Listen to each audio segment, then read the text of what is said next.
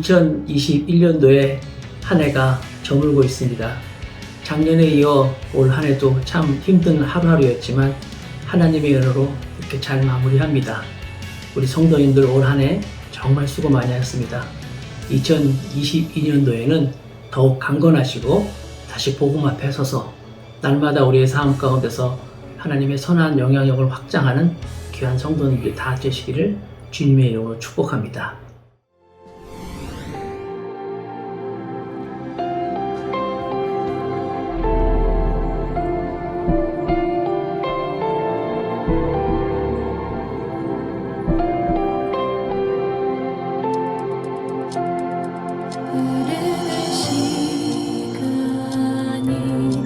한숨만 남기고 반복된 실패 속 지쳐갈 때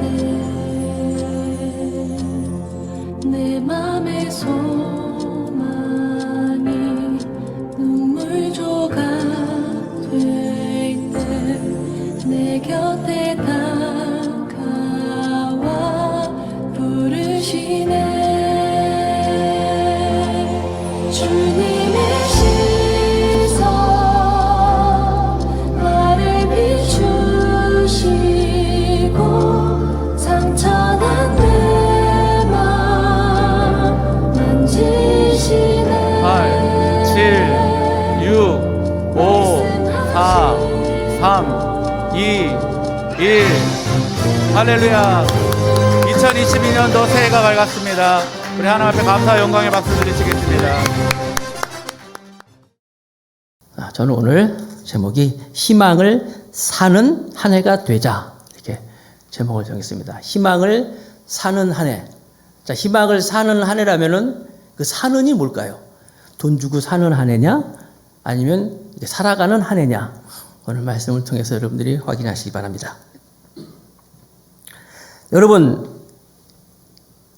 여러분들이 인생을 살아가면서 내 뜻대로 되는 것이 많습니까? 내 뜻대로 되지 않는 게 많았습니까?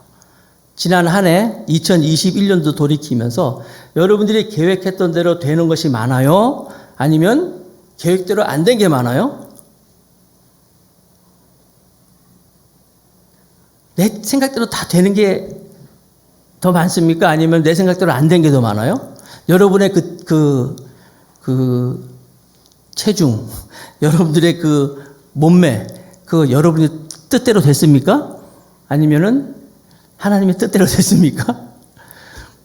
또 여러분들이 계획한 어떤 것들, 그런 것들이 정말 내 생각대로 다 되고 있습니까? 아니면 내 생각대로 잘 안 되고 있습니까? 이 세상을 만약에 내 뜻대로만 다 된다면, 세상은 천국일 거야, 이럴 것 같습니까? 사실 그렇지도 않아요. 모든 사람들이 다 생각한 대로 다 된다면 이 세상은 천국이 아니라 어쩌면 더 힘든 세상이 될지도 몰라요. 그래서 우리는 어찌하거나 하나님의 뜻, 그 뜻에 순응하면서 하나님의 뜻을 구하는 자가 되어야 될 것이에요. 영국의 한 시인의 이야기인데 이 시인은 아침에 눈을 딱 떠보니까 눈이 안 보이는 거예요. 생각해 보세요. 눈이 안 보여요. 진짜 깜깜한 거예요. 시각장애가 된 거예요. 그때부터. 여러 가지 일들이 나가지고 충격을 입은지 어쩌는지. 그래서 그 옆에서 이제 아내가 모든 수발을 다 봐줬는데, 그 아내마저도 얼마 있지 않아가지고 갑자기 세상을 떠났어요. 정말 시련을 맞이한 거예요.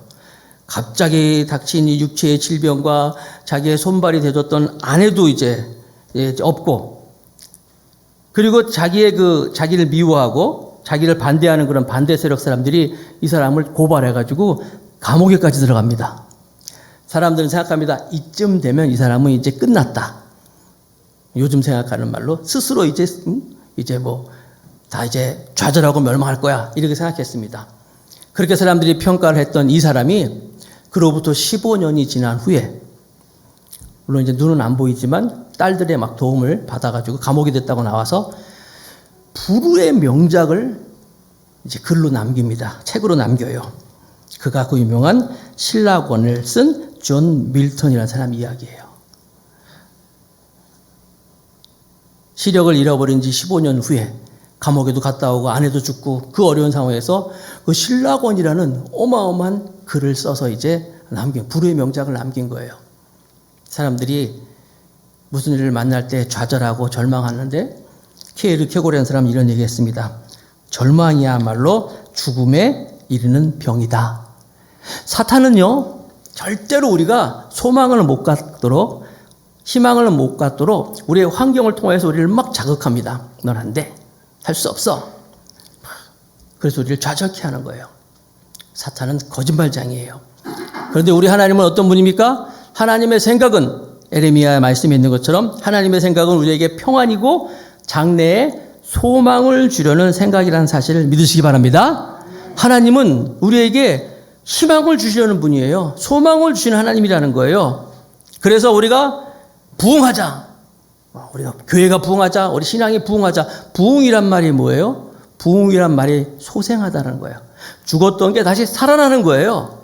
이게 부흥이라는 거예요. 히브리어로 하야라는 말인데 리바이벌, 재생하다, 소생하다, 회복하다 이런 뜻을 가지고 있는 거예요. 하나님은 우리가 회복하기를, 다시 살아나기를 원하시는 거예요.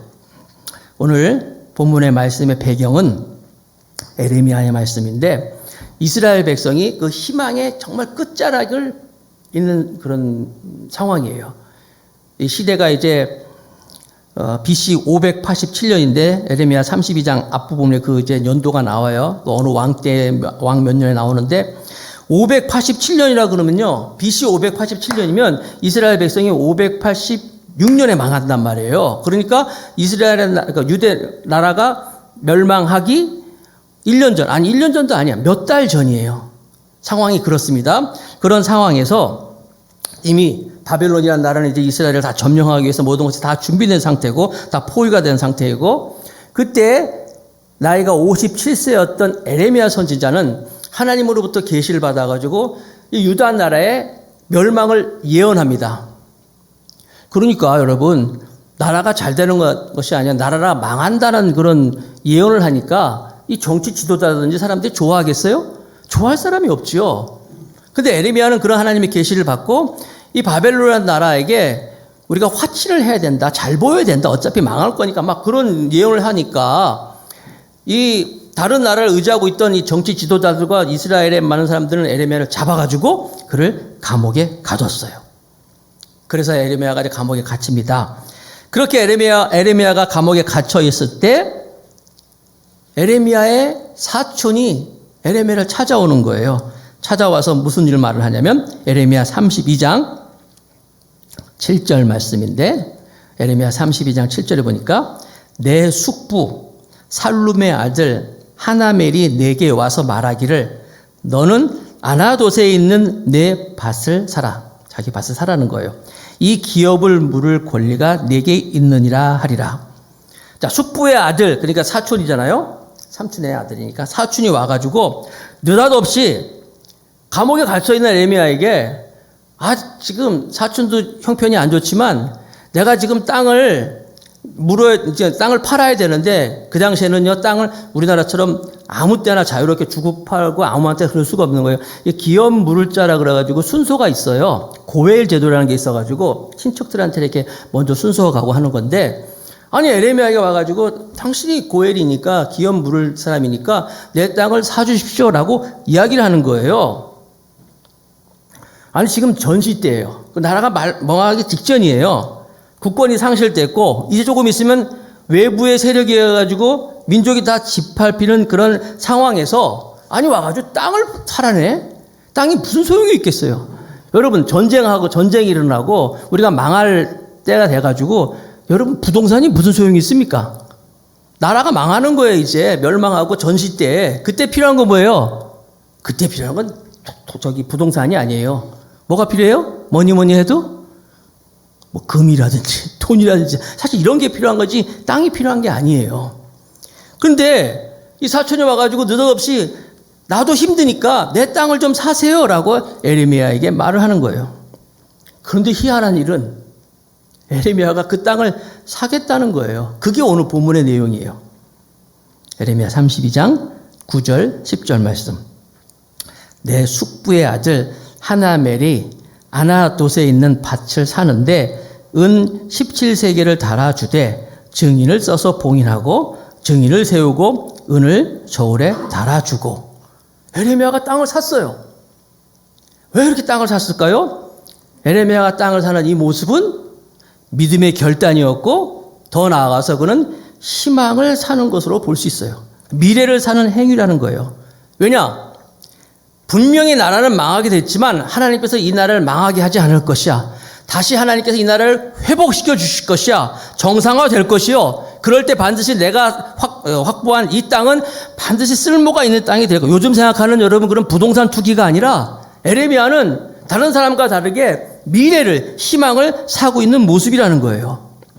미래의 희망을 가지고 자기는 그것을 투자하고 있는 거예요. 요즘 우리의 상황이 어떻습니까, 여러분? 우리에게 희망이 있습니까, 지금? 뭐 정치, 경제 뭐 이런 건 다 떠나서 여러분 삶이 어때요? 2022년도에는 어떻게 살만한 그런 희망이 보이는 한 해입니까? 여러분의 가정에는 희망이 좀 보입니까? 우리가 뭐 그런 걸 다 떠나가지고 우리 교회만 한번 생각해 봅시다. 우리 교회 2022년도에 정말 막 희망찬 하나님의 영광이 가득한 것을 기대하고 있습니까? 엊그저께 이제 제가 아는 어떤 지인을 통해 가지고 이제 제가 잘 아는 교회 형편을 이렇게 듣게 됐어요. 그래서 이런저런 얘기를 하는데 그 교회 학생부, 중고등부가 합쳐졌다는 거예요. 그래요? 합쳐진 것이 좋은 뜻으로 통합이 된 게 아니라 애들이 없다는 거예요. 그 부서 중등부, 고등부에도 교육자가 다 세워지고 있는데 애들이 뭐 20명, 30명밖에 안 모여가지고 교육자가 있고 뭐 선생님들이랑 같이 운영할 만한 그런 환경이 안 되기 때문에 그냥 그 부서를 합쳤다는 거예요. 이게 여러분 지금 한국 교회 현실입니다. 교회들마다 성도들이 숫자가 줄어드는 건 물론 부흥은 꿈도 못 꾸고 있고 뭐 교회들이 뭐 말도 못하게 없어지고 뭐 이런 것이 지금 현재 우리의 현실이에요.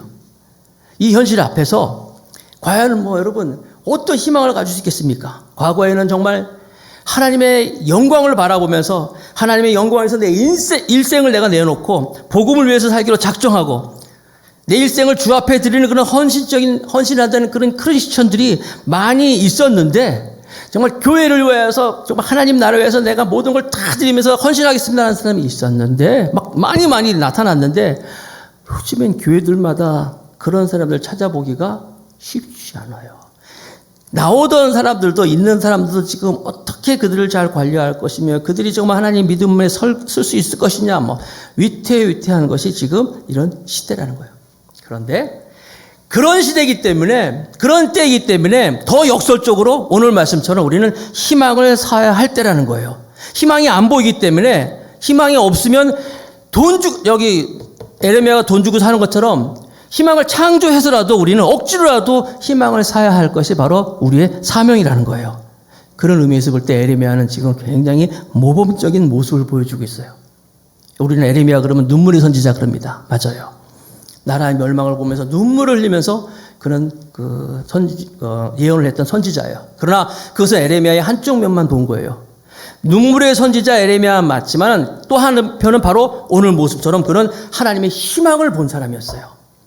멸망하지만 멸망이 끝이 아니라 멸망 후에 보이는 하나님의 손길, 희망을 보면서 소망을 외쳤던 사람이 바로 에레미야 선지자였어요. 그동안 우리가 너무나 4차 산업혁명이라 그래서 AI, 인공지능, 무슨 빅데이터다, 뭐다, 너무너무 우리가 이 과학 만능만 의지했었어요. 너무너무 우리는 지나치게 교만했고, 너무너무 사치했고, 너무너무 방탕했어요. 우리는 뭐든지 다 할 수 있을 거라고 사람들이 생각했어요. 그런데 하나님께서 코로나라는 걸 팍 주면서 우리에게 채찍을 주셨어요. 징계를 주셨어요. 사람들이 주춤하는 거예요. 과학 만능 시대로 이제 4차 산업혁명이라 가지고 이제 막 인류가 막 문명이 발달할 줄 알았는데 느닷없이 태풍이 불어가지고 다 막 쓰러지고 죽고 그런 현상이 전 세계를 덮었어요. 하나님의 징계입니다. 그러나 여러분, 징계만 있는 게 아니에요.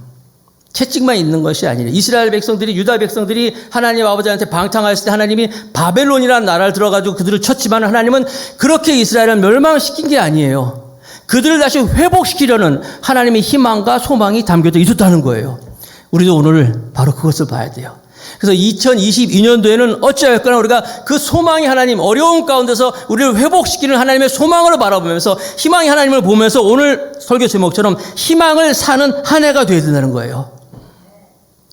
이럴 때 우리가 더욱더 하나님 말씀 앞에 희망의 선지자 이 에레미야 말씀을 보면서 우리가 어떻게 그러면은 희망을 사는 한 해가 될 수 있느냐?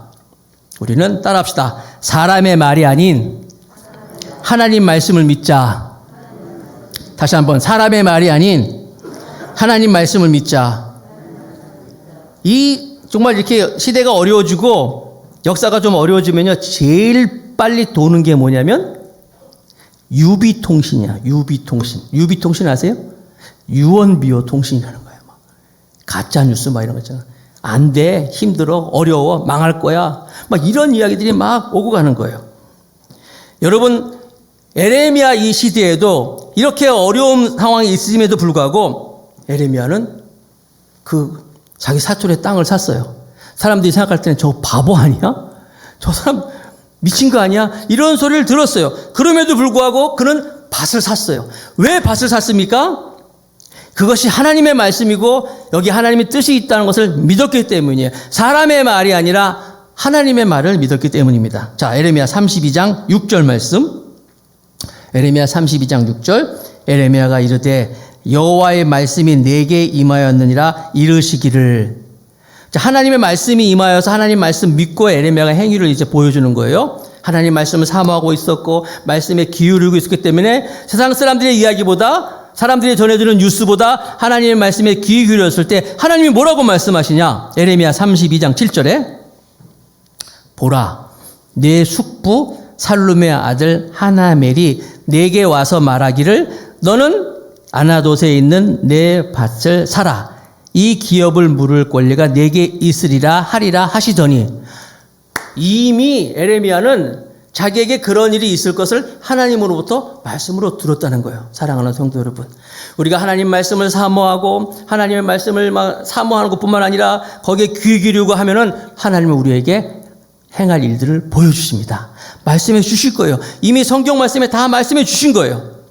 심지어 미리 앞에 있을 일들을 다 알려주셨다는 거예요. 그리고 정말로 드디어 에레미야 32장 8절에 보니까 여호와의 말씀과 같이 나의 숙부의 아들 하나멜이 시위대 뜰 안 나에게 와서 이르되 청하노니 너는 베냐민 땅 아나돗에 있는 나의 밭을 사라. 기업의 상속권이 내게 있고 물을 권리가 내게 있으니 너를 위하여 사라 하는지라.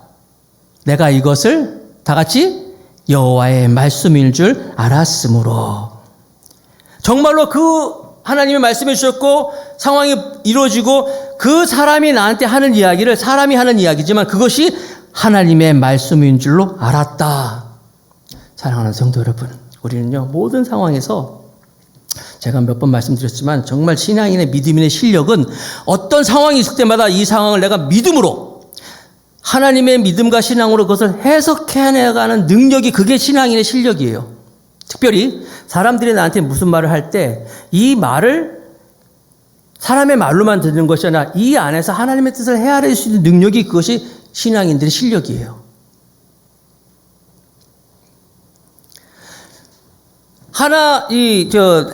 에레미야는 사람이 하는 이야기였지만 그 사람의 말 속에서 하나님의 말씀을 사모하고 있었기 때문에 하나님의 음성을 찾을 수 있었다는 거예요. 그래서 여러분, 믿음은 들음에서 나고 들음은 그리스도의 말씀으로 말미암아라 하는지만 이 말씀 역시 하나님의 말씀을 사모하는 사람들에게는 그 말을 통하여서 사람들은 생각하지 못하는, 사람들은 그렇게 평가를 하지 않지만은 정말 창조적인 모습이 삶 가운데 들어줄 수 있다는 거예요. 그게 어디서? 하나님 말씀 속에서. 그 하나님 말씀은 곧 믿음을 통하여서 이렇게 나타날 수 있다는 거예요.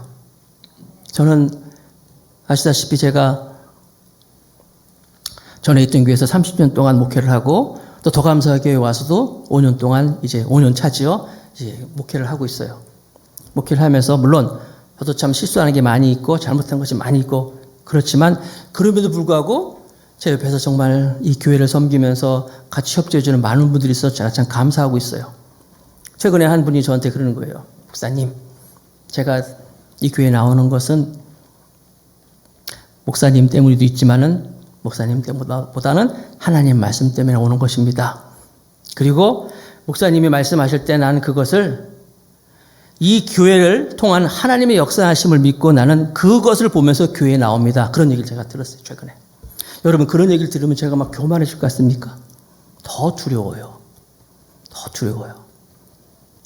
무슨 이야기를 하든지 뭘 결정할 때 또 고민하게 되고 또 기도하게 되고 하는 거예요. 에레미야가 지금 그래요. 사람이 자기한테 와서 얘기를 하지만 그 사람의 이야기를 통하여서 하나님의 말씀을 잡을 수 있는 이게 에레미야의 지금 실력이라는 거예요. 나는 오늘도 여러분들이 바로 이와 같이 어떠한 상황이 있든지 하나님의 음성을 사모하고 그 하나님의 말씀을 사모함 가운데서 어떤 상황이든지 사람의 말 통해서 그것을 바로 분별할 수 있고 또 이런 분별을 넘어서 바로 하나님의 믿음과 신앙을 가지고 창조적인 것들을 선택해 나갈 수 있는 우리 모두가 되기를 주님의 이름으로 축복하겠습니다. 자, 그렇다면 적용으로 들어갑시다. 우리가 그러면 어떻게 하면 이렇게 희망을 살 수 있는 한 해로 살아갈 수 있는가? 제가 지금 말씀드린 것처럼 첫 번째, 우리는 먼저 에레미야처럼 하나님의 말씀을 들을 수 있어야 돼요. 사람들의 이야기는요, 전부 세상의 이야기예요. 세상에 이 귀를 기울이다 보면은요, 에레미야 상황에도 그렇겠지만 절망적인 상황이었어요. 그 이야기는 우리를 실망케 하는 거예요. 좌절케 하는 거예요. 그러나 하나님의 생각은 우리를 소망을 주려는 말씀이라고 그랬잖아요. 하나님의 말씀을 통해서 우리가 다시 한번 믿음이 커지고 믿음을 통해서 다시 하나님의 말씀을 듣고 사람들과 모든 상황 가운데서 그것을 분별해낼 수 있고 그래서 그들을 통하여서 에레미야처럼 창조적인 일들을 만들어갈 수 있다는 거예요. 시작이 어디예요? 말씀이에요. 올 한 해도 작년에도 여러분이 말씀을 열심히 읽었지만 더욱더 하나님 말씀에 가까이 하고 많이 듣고 하나님 말씀으로 우리가 채워질 수 있는 귀한 성도들이 되길 주님의 이름으로 축복합니다. 두 번째로 한 사람 한 사람의 개인의 유익이 아닌 공동체의 유익을 추구할 수 있어야 돼요. 시대가 어려워지고 또 절망적인 상황이 되면 자꾸만 사람들이 자기밖에 몰라요. 내 몸 살이고 내 것만 해서 공동체를 잘 생각을 못할 때가 있어요. 사랑하는 성도 여러분, 잘 들으세요. 공동체가 살아야지 내가 사는 거예요. 내가 살기 위해서 공동체에 대한 아무런 관심이 없으면요, 결국은 나도 죽고 다 멸망의 길이라는 거예요. 그러나 우리가 공동체를 잘 살리면 공동체를 통하여서 오는 하나님의 놀라운 축복을 여러분 기대하고 믿으시기 바랍니다. 더 나아가서 하나님의 나라를 추구하는 거예요. 하나님의 나라를 먼저 우리가 사모하고 마태복음 6장에 있는 것처럼 그런즉 너희는 먼저 그의 나라와 그 의를 구하라. 하나님의 나라와 하나님의 의를 구하라. 먼저 그것을 구하는 거예요. 그러면 하나님의 나라와 그 의를 구하면 그러면 약속이 있지요? 그리하면 그 모든 것, 우리의 모든 필요한 것들을 다 더하시라고 말씀하고 있는 거예요. 나는 우리 더 감사하게 성도들이 희망을 사는 한 해가 되어서 이 공동체의 유익을 위해서 내가 헌신하고 나갈 때 그 공동체를 통해서 하나님의 주신 놀라운 축복과 은혜와 하나님의 그 은총을 다 누릴 수 있는 우리 모두가 되기를 주님의 이름으로 축복합니다. 그래서 에레미야가 이 땅을 사면서요, 계약서를 2장을 써요. 재밌는 사실이죠. 매매 증서를 2개를 쓰는데 하나는 기록 보관용으로 이제 토기, 임봉을 해가지고 토기 속에 집어넣습니다. 그 사해 사본이 아시는 것처럼 토기 속에서 발견됐잖아요. 사해 사본, 성경 사본이 나온 것처럼 계약서를 써가지고 하나를 써가지고 토기 속에 집어넣어서 임봉을 하고 또 하나는 그걸 가지고 임봉하지 않고 공개용으로 이제 계약서를 2장을 씁니다. 에레미야 32장 10절 11절 말씀, 증서를 써서 봉인하고 증인을 세우고 은을 저울에 달아주고. 자, 봉인한 계약서 하나가 있어요. 법과 규례대로 봉인하고 그 다음에 봉인하지 아니한 매매 증서를 내가 가지고. 계약서를 2개 써가지고 하나는 봉인하고 하나는 봉인하지 않았어요. 이건 무슨 용이에요? 공개용이라는 거예요. 왜 이렇게 공개합니까? 봅니다. 에레미야 32장 12절 말씀 보니까 또 하나를 가지고 나의 숙부의 아들 하나멜과 바로 그 당사자지요. 매매 증서의 인친 증인 앞과 시위대 뜰, 이제 감옥입니다. 시위대 뜰에 앉아있던 유다 모든 사람 앞에서 그 매매 증서를 마세야의 손자 네리야의 아들 바룩에게 붙이며. 에레미야는요, 계약한 것을 인봉한 것이 나중에 이제 인봉한 것을 나중에 써먹을 거야. 꼭 자기가 써야 되기 때문에 잘 보관하고 또 하나 인봉한 걸요. 인봉하지 않은 계약서를 가지고 여기 있는 것처럼 사람들 앞에서 공개하는 거예요. 뭘 얘기하고 있습니까? 나 땅 샀다. 나는 땅을 사는 사람입니다. 자기가 가지고 있는 그 희망을 자기 혼자만이 아니라 사람들이 공개하는 거예요. 당신들이 볼 때 내가 어리석어 같지만 나 어리석은 사람 아닙니다. 하나님은 희망을 보고 있습니다. 하나님의 소망을 봅니다. 나는 땅을 샀습니다. 여러분들 희망을 가지십시오. 라고서 자기의 희망을 전하고 있는 거예요. 희망을 전달하는 상징적인 행동의 모습이라는 거예요. 다른 사람들에게. 선지자로서. 우리가 여러분 이런 희망을 사는 이런 모습. 오늘 말씀을 들으면서 여러분들이 각자의 여러분들의 사고 속에서 한번 적용해 보세요. 나는 2022년도 한 해를 살아가면서 어떻게 나는 희망을 살 것이냐. 그냥 기다리는 정도가 아니라 내가 어떻게 행위를 통하여서 이 한 해를 희망의 한 해로 만들기 위해서 내가 대가를 치를 것인가. 한번 각자 여러분들이 적용했으면 좋겠어요. 그런 의미에서 볼 때 우리 교회가 정말 지난해 말에 교회학교 예배실을 리모델링하고 정말 그냥 돈 들어가지고 이쁘게 꾸미고 아이들이 많지도 않잖아요. 그래도 그 아이들을 위해서 준비하고 또 재직도 세우고 하는 이런 모습은 어쩌면 우리가 이 한 해 2022년도 하나님의 소망을 가지고 희망을 가지고 우리가 준비하겠습니다 하는 어떤 우리의 그런 결단의 모습일 수 있어요. 나는 여러분들이 이런 모습이 여러분 가운데 있기를 바라겠습니다. 2차 세계대전 때 독일이 영국을 이제 폭격을 했습니다. 선전포고를 한 거죠. 비행기로 폭격을 하였을 때 그 다음날 아침에 영국에 있는 기자들이 한자리에 다 모였습니다. 영국의 기자들은 아주 비판적인 예리한 비판으로 유명한 그런 기자들인데 그럼에도 불구하고 그 자리에서 한 이 저널리스트 기자가 이런 제안을 하는 거예요. 여러분, 우리는 지금 비판할 때가 아닙니다. 할 수 있잖아요. 정부의 무능이라든지 말이야, 막 여러 가지 비판할 수 있는데 비판할 때가 아닙니다. 지금은 전시입니다. 지금은 우리가 국민들에게 희망을 줘야 할 때입니다. 비판은 나중에 하고 우리는 잠시 동안 희망을 선전합시다. 희망의 기사를 씁시다. 신문의 지표와 희망의 그림들을 사람들이 보게 합시다. 그래서 이 어려운 상황이 우리가 승리할 수 있다는 낙관과 희망을 우리 민족들에게 국민들에게 보여주도록 합시다. 이렇게 제안을 했어요. 그래서 거기 있던 기자들이 모든 언론 기사와 논조가 달라지기 시작했습니다. 전쟁에 대해서 그전에는 부정적이고 참하지 않고 오히려 이렇게 다른 나라를 협조하자고 했는데 그것이 아니라 그 전쟁 자체에 대한 긍정적인 메시지를 막 시키기 시작했습니다. 군대에 출동하는 젊은이들의 늠름한 기상 어린 사진들을 막 보도했습니다. 또 사랑하는 남편을 사랑하는 아들을 전쟁터에 내보내고 그들을 위해서 기도하는 기도 모임 예배당을 꽉꽉 채우는 그런 모습들을 이제 막 보도로 내보내기 시작했습니다. 기도하는 성도들의 모습과 신문의 헤드라인이 이 전쟁은 반드시 우리가 승리할 것이다 하면서 지도자들에게 희망과 메시지를 실기 시작했습니다. 한순간에 영국이 분위기가 바뀌어지기 시작한 거예요. 사람들이 희망을 믿기 시작했어요.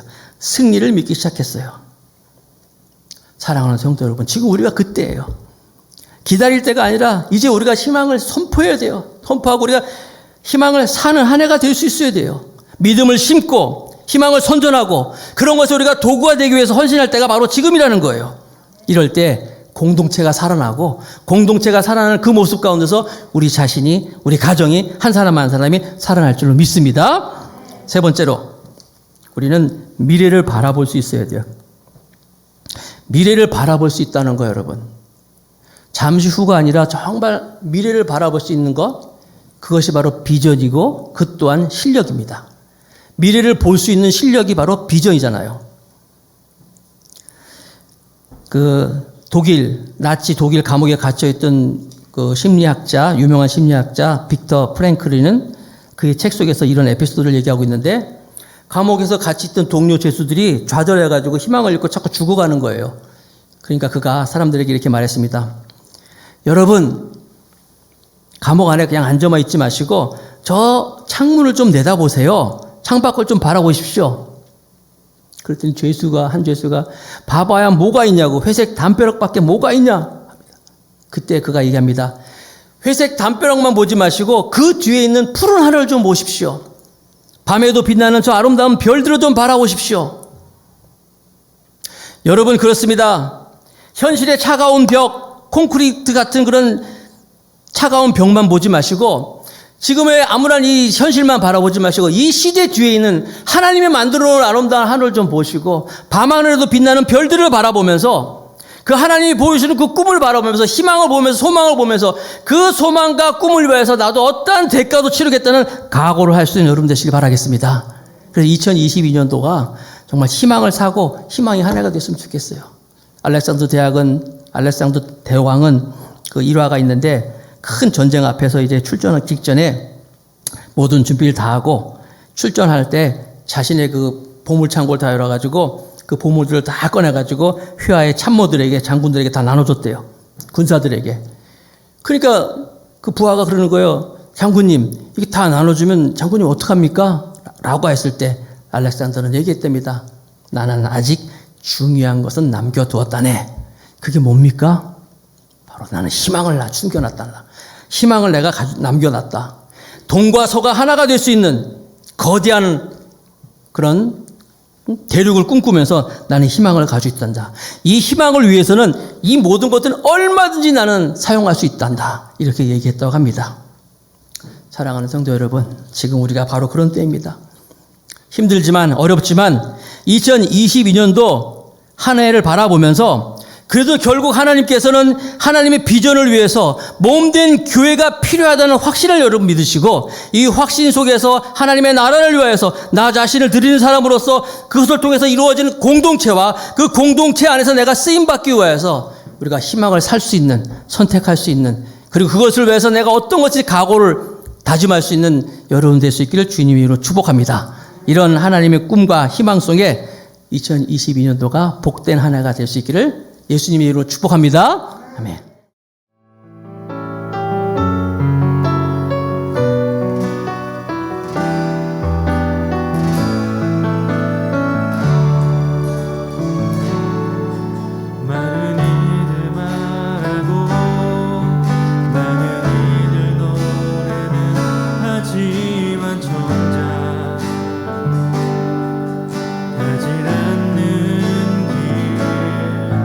두려운 생각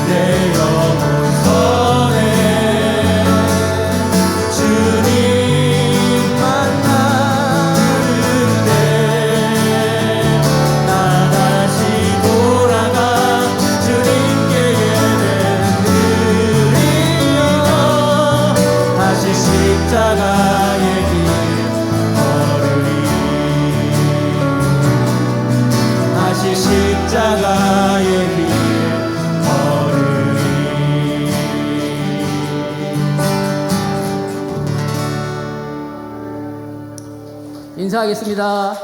한 해 동안 우리 성도 여러분 새해 복 많이 받고 하나님의 은총과 가득하기를 축복합니다. 차렷.